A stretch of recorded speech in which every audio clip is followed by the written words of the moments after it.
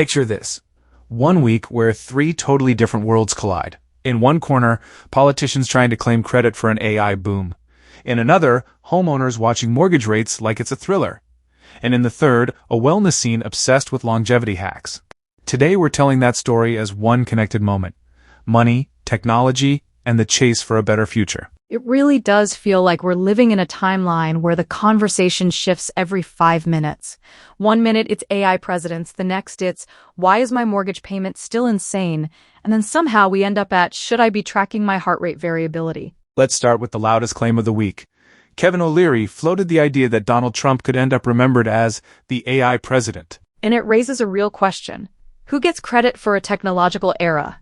The engineers building the models, the investors funding the compute, the regulators setting the rules, or the person sitting in the biggest chair when it all goes mainstream. Especially with AI, because it's not one product launch, it's a wave. It shows up everywhere at once, and then suddenly everyone says, I saw it coming. Which brings us to the people who actually did show up early, OpenAI employees. After a long wait, staffers were finally allowed to sell some of their shares. And for a few of them, that meant walking away with life-changing money. Reports say some could cash out around $30 million. That is the tech version of winning the lottery, except you worked for 2 years holding a ticket you weren't allowed to redeem. Imagine knowing you're paper rich, but the paper is locked in a drawer. Exactly. This wasn't just about getting paid, it's about liquidity, turning a theoretical future into a real present. And it shows how intense the AI gold rush has become. The company valuations are so massive that a policy change about share sales suddenly becomes a headline about instant millionaires. Now, while AI workers are converting future value into present cash, a different group is staring at the future and getting nervous. Home buyers. Mortgage rates ended the week a hair lower, but the ride there was anything but calm. Yeah, it was like the market tried to relax for a second. The average 30-year fixed rate slipped to about 6.42%, down just slightly from roughly 6.44% the week before. That's not a big drop, but in this environment, even tiny moves feel like a headline. Part of the calm came from something that sounds strange when you say it out loud. Fewer war-related headlines for a moment. Less breaking news meant less immediate panic. But the warning from experts is basically, don't get used to it. Geopolitics and economic reports can light the fuse again fast. And the market's attention has shifted, which is fascinating. For years, everyone obsessed over one number in the jobs report, payroll growth. How many jobs got added? That was the trigger. Now traders are watching the unemployment rate like it's the main character. The most recent report showed about 115,000 new jobs, below what forecasters expected. But unemployment held steady around 4.3%. That steadiness helped keep rates from spiking. It's a subtle change, but it matters. If unemployment stays controlled, markets read it as the economy isn't cracking, and they don't demand an emergency response. But if unemployment jumps, suddenly everyone imagines a totally different scenario. Meanwhile, higher borrowing costs are already leaving bruises.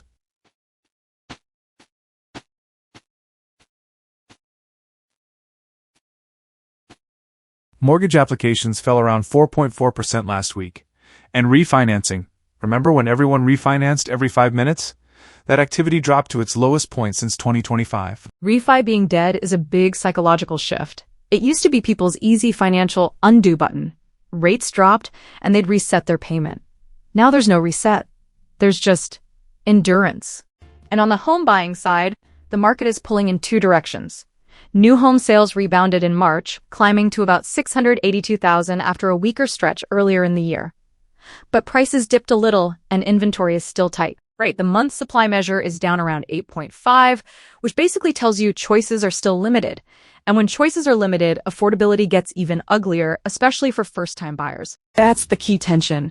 Entry-level buyers are getting squeezed out. And at the same time, higher-priced homes are playing a bigger role in the numbers, pushing the average loan size to a record, around $467,300. So the average is rising even if lots of people are tapping out. It's like the market is saying, if you can hang, you're borrowing more than ever. If you can't, you're watching from the sidelines. Now let's zoom out, because there's a strange emotional connection between all of this. AI wealth, housing stress, and the third storyline, longevity. People are trying to buy the future in different ways. Some are buying it with technology, some with real estate, and some with wellness. And the wellness world has a new obsession: heart rate variability, or HRV. If you've been online lately, you've seen people treating HRV like it's a report card for your nervous system. That's a good way to put it. HRV is basically a recovery score that hints at how your body is handling stress and balancing its systems. The funny part is that plenty of people talk about it like it's gospel, without fully knowing what the number means. It's the perfect modern trend, a metric you can track, compare, and worry about. Because if you can measure it, you can optimize it. At least that's the promise. But then there's this counter trend that's almost comically simple. Vitamin W. W for walking.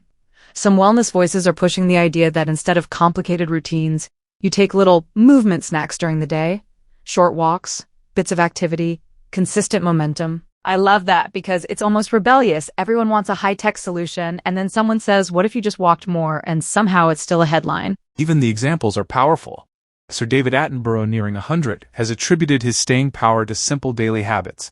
Not a miracle protocol, not a secret lab, just consistency. And yet, the celebrity side of longevity keeps pulling attention. Kim Kardashian has been linked to interest in NMN supplements for energy, one of those compounds that gets discussed in the longevity space. Doctors tend to be cautious about miracle claims, but the business momentum is real. Biotech and wellness companies keep making deals and building brands around the idea of extending health span, living not just longer, but better. And the culture is organizing around it too. There's even a big event on the horizon, the More Life Summit set for Miami in October 2026. The pitch is basically a crossover episode in real life, performance science, bodybuilding, and a strand of faith all in one place. It's such a sign of the times, soul meets swole, as someone might say.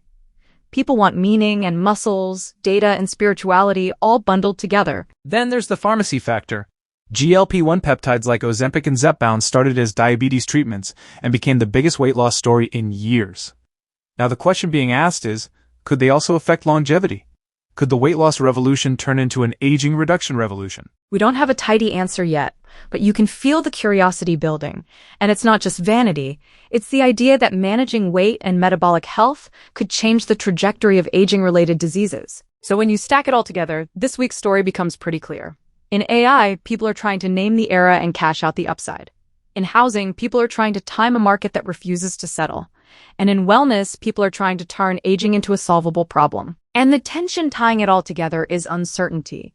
Who controls the narrative of AI? Where do rates go next? What's actually proven in longevity, and what's just hype? We're all trying to make decisions with incomplete information, and the stakes feel personal. But there's also a kind of resolution in the simplest advice that keeps showing up across all three worlds. Focus on what you can do today. For tech founders, that might be building real products. For homebuyers, it's running the numbers and not betting on miracles. And for the rest of us, maybe it's vitamin W. Walk, hydrate, keep moving, keep learning. And maybe don't let a single headline about an AI president or a tiny dip in mortgage rates or a celebrity supplement make the whole future feel decided. The future is unfolding, and we're watching it happen in real time.